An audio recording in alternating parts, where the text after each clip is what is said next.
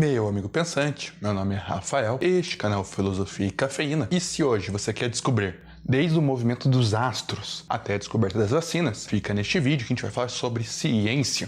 Yes, science! Como é feita, seu processo histórico e seu método. Então você, neste vídeo, vai aprender a fazer, pesquisar e, principalmente, a evitar algumas coisas que podem te atrapalhar a construir conhecimento ou que podem te fazer construir um conhecimento falso. Então, para evitar esse tipo de coisa, fique até o final do vídeo.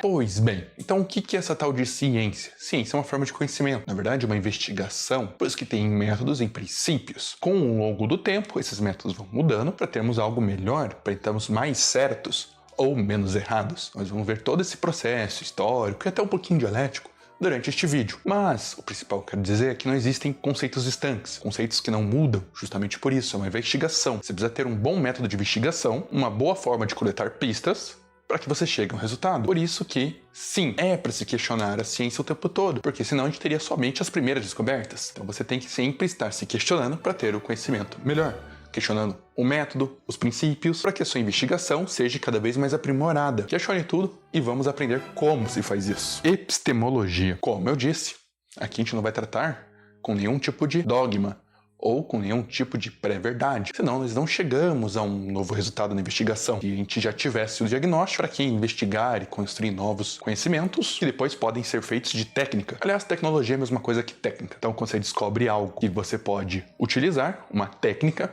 a gente chama de tecnologia.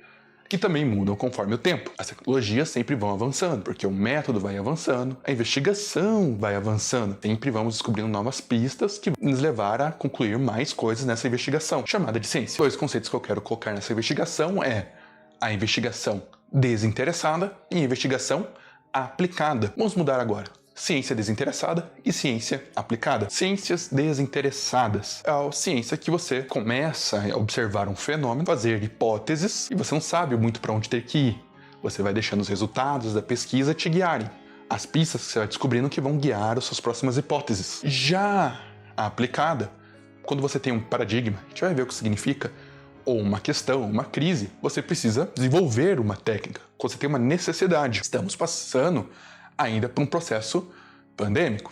Então, precisamos de uma ciência aplicada para que nós tenhamos técnicas ou tecnologias que nos ajude a lidar com esta crise. Essa é o tipo de ciência, o tipo de investigação que mais deve ser questionado. Por quê? Porque a gente sempre pode ter técnicas melhores, tecnologias melhores ao longo da investigação, ao longo do processo científico. O empirismo. Provavelmente você já ouviu dizer que conhecimento é poder. Essa frase é de um filósofo empirista chamado Francis Bacon. Antes de Francis Bacon, nós temos dois filósofos, o David Hume, antes mesmo John Locke. John Locke você já deve ter visto no vídeo sobre contratualismo. O John Locke, ele tem ideia de tábula rasa, que você não tem conhecimento, mas vai colocando suas experiências para imprimir conhecimento. Antes existia uma corrente, que também em paralelo, chamada racionalismo, onde você poderia, através da razão e da lógica, deduzir coisas. O John Locke ele vai começar uma outra corrente. Indução, você induz experimentos, induz hipóteses para ver qual vai ser a conclusão que você vai chegar. Após o Locke, nós vamos ter o Hume. O Hume ele vai ser um empirista mais radical. Ele vai colocar que precisamos sempre colocar experiências o tempo todo, e que o que você anota, o que você tem como observação e resultado, na verdade é uma impressão, você precisa de uma nova experiência. E se todo dia o sol nasce, isso não garante que o sol vai nascer no dia seguinte. Então, experiência o tempo todo, pois o fato de você ter várias experiências particulares, quase infinitas experiências particulares, não dão o conhecimento todo. O bola da vez desse vídeo, que não é um vídeo sobre empirismo, que vai ter, e sobre iluminismo também, mas o importante aqui vai ser o preceito do Bacon de observar, prever e controlar. Lembra que conhecimento é poder? Se você, além de observar um fenômeno da natureza, como faziam os pré-socráticos, agora você pode induzir experiências, prever. E se você acerta nas previsões, você pode controlar o resultado dessas experiências, você vai criar técnicas. Lembra que aqui a gente vai chamar de tecnologia? Mas voltando, ele vai colocar o seguinte, até a gente chegar na parte que a gente prevê e controla, nós estamos induzindo experiências, fazendo experimentos. Mas existem três coisas que podem nos atrapalhar. São os ídolos, a teoria dos ídolos. Aqui é uma das partes mais importantes desse vídeo. Eu vou lhe ensinar quais são. O primeiro ídolo é o ídolo da tribo. O ídolo da tribo imagine que você chega na tribo. Qual é o principal problema de se você chegar na tribo e dar conhecimento? Se você chegar numa tribo, qual é o primeiro problema que você vai ter? O problema é que você vai ter que se comunicar com o pajé, com o cacique, com o líder, o patriarca, enfim, independente. Então, o ídolo da tribo é o pensamento vigente. Esse é o problema, rente de pensamento vigente. Se tem um dogma estanque que tudo deve ser aquilo, que só por meio de tal forma, só por meio da experiência, só por meio da razão, só por meio de algo que você chega ao conhecimento, você descarta todas as outras investigações. Se você descarta todas as outras investigações, como que você vai ter investigações suficientes para conseguir um novo conhecimento, para gerar ciência? Questione os meios vigentes anteriormente. Se você tem a primeira descoberta e diz, pronto, é isso, você descarta e você pode ter novas tecnologias no futuro. Então, cuidado com os ídolos da tribo. O próximo ídolo mais perigoso, de passagem, é o ídolo da caverna. São os gostos pessoais, as intervenções pessoais. Por isso que é importante ter um método para que você não imprima nos seus experimentos e nas suas conclusões o seu gosto pessoal, ou o que você quer que seja verdade. Muitas vezes o que você descobre numa investigação não é aquilo que você queria. O que você queria que fosse inocente e acaba sendo culpado. Vamos dar algum exemplo genérico, bem genérico. Suponhamos que você tem um estudo que diz que determinado medicamento funciona. Só que você começa a comprar este medicamento e pronto, temos uma solução fácil. Gostei disso. Só que você descobre que não foi feito grupo controle nessa pesquisa. E que provavelmente as pessoas que se curaram com esse medicamento é a mesma probabilidade de pessoas que se curam por imunidade. Então quer dizer que esse medicamento não funciona. Mas você quer uma solução fácil, não quer ter que passar por toda uma crise. Então você continua dizendo que esse medicamento funciona. Tenta fazer mais pesquisas para que esse medicamento funcione e não chega. Fica batendo naquela tecla. Isso deixando de lado todo o avanço ou um outro tipo de investigação que está dando resultado. Porque o que você quer é aquilo.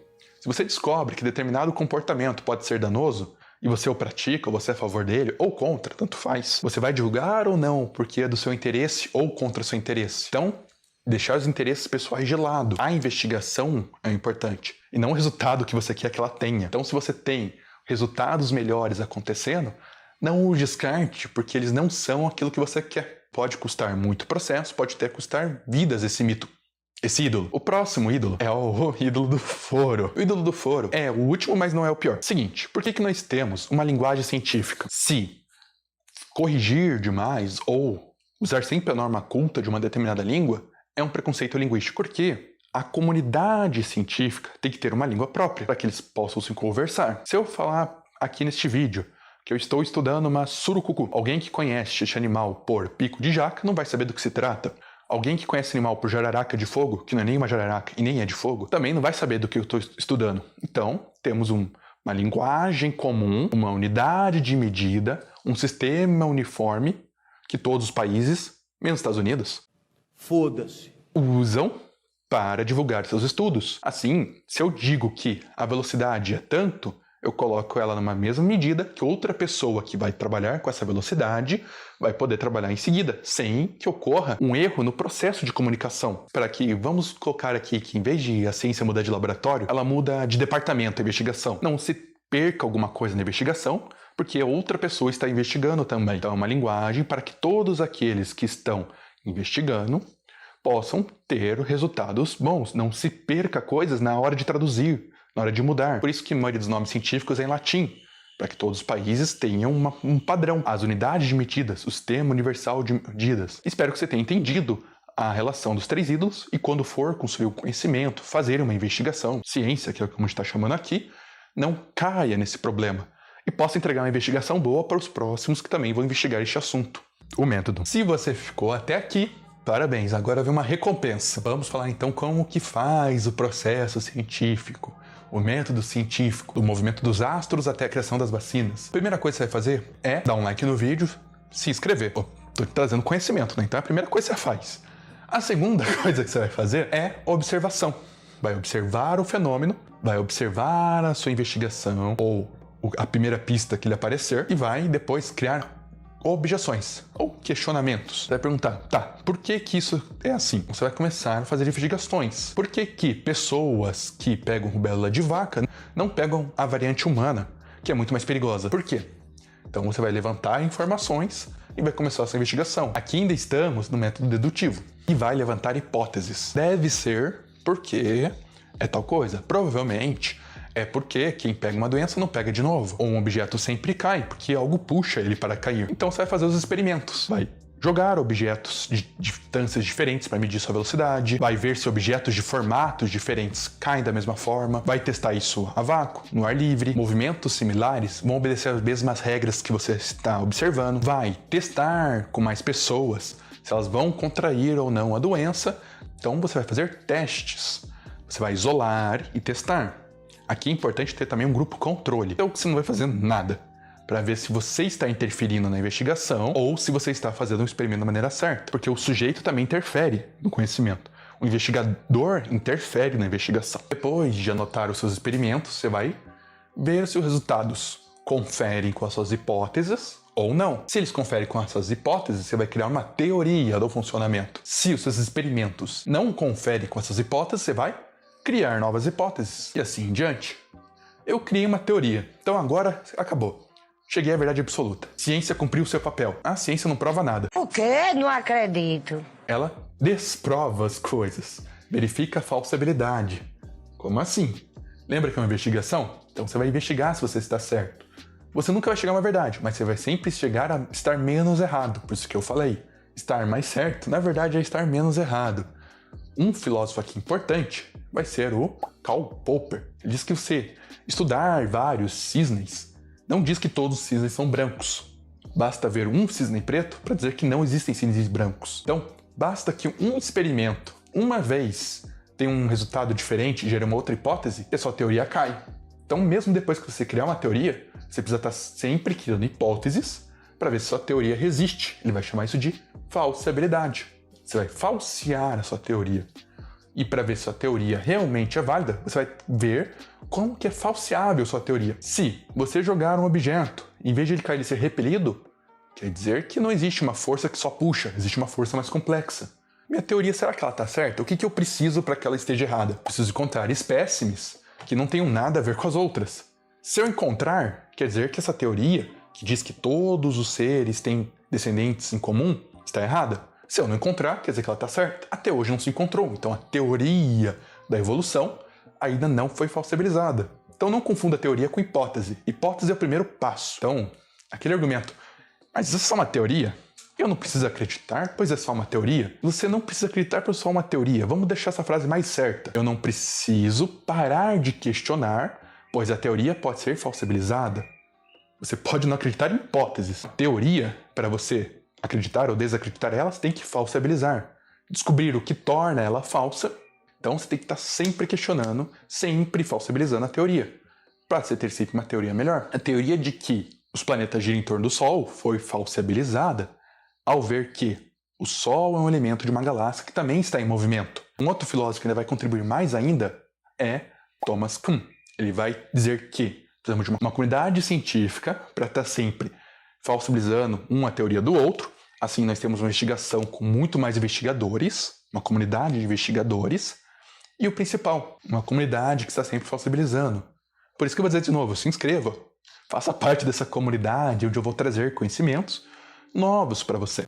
O mesmo serve para uma investigação, que vai ser sempre melhor, a tecnologia. Hoje, para superar esta crise que nós vivemos, temos uma tecnologia nova de introdução de RNA, que está sendo testada, que está sendo melhorada. Novo paradigma. Quando você tem uma crise, agora vem uma breve revisão do vídeo. Olha só, você está em crise. Quando temos uma crise, é necessário uma investigação aplicada, interessada, para que você tenha um paradigma que às vezes não funciona, ou que tem um custo muito alto para criar um novo paradigma. Nós tínhamos a tecnologia de você inocular o vírus inativado. Lembra que eu falei lá do pouquinho da história da rubéola? Que vacina vem de vaca, vacina. Então você descobre que pessoas que pegam um determinado vírus, em outra forma, criam resistência. Quando você coloca o vírus nela, só que inativo, ela vai criar resistência. Só que hoje em dia você tem um vírus que tem muita mutação. Então você precisa de um novo paradigma. Então você cria um RNA que vai se introduzir nas células e vai te deixar imune. Então você já tem um novo paradigma. Toda crise gera um novo paradigma. Toda crise gera uma nova investigação. Agora, uma investigação aplicada para que você tenha técnicas aplicadas para superar esta crise. Essa é a contribuição do Kuhn para a ciência. questione as coisas, vamos melhorar esses métodos. Sempre temos um paradigma, toda teoria pode virar uma hipótese. Então, como eu disse, se a gente parasse e ficasse satisfeito com a primeira experiência, com a primeira invenção, a gente não teria todas as outras. Se a gente estivesse satisfeito com a vela, a gente não teria chegado à lâmpada de LED. Se a gente estivesse satisfeito com a explicação orbital, a gente não teria chegado a cálculos gravitacionais. Então, nunca esteja satisfeito. Se inscreva nesse canal se você não é uma pessoa satisfeita. Vou trazer muito mais métodos para auxiliar no seu conhecimento, que eu, como seu amigo, tento trazer mais conhecimentos, mais dicas. Se inscreva para não perder os próximos filósofos que também vão trazer outros paradigmas. Mas absorva tudo isso, vá criando suas teorias e melhorando elas. Nunca fique satisfeito e pense só.